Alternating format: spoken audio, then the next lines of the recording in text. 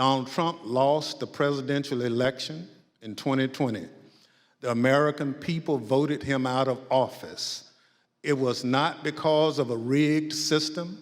It was not because of voter fraud. Don't believe me? Hear what his former Attorney General had to say about it.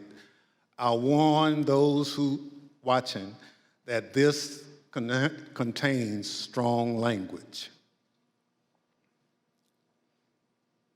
No, just what I've been through. I had 3 discussions with the president that I can recall.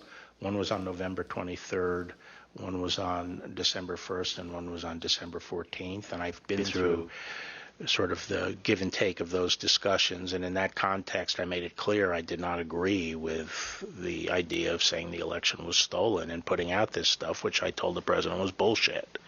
And, you know, I didn't want to be a part of it, and that's one of the reasons that went into me deciding to leave when I did.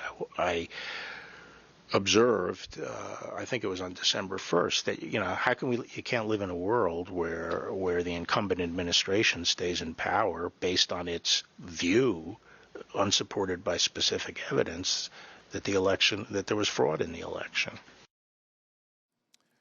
Bill Barr, on Election Day 2020, he was the Attorney General of the United States, the top law enforcement official in the country, telling the president exactly what he thought about claims of a stolen election. Donald Trump had his days in court to challenge the results. He was within his rights to seek those judgments. In the United States, law-abiding citizens have those tools for pursuing justice. He lost in the courts, just as he did at the ballot box. And in this country, that's the end of the line. But for Donald Trump, that was only the beginning of what became a sprawling, multi-step conspiracy aimed at overturning the presidential election.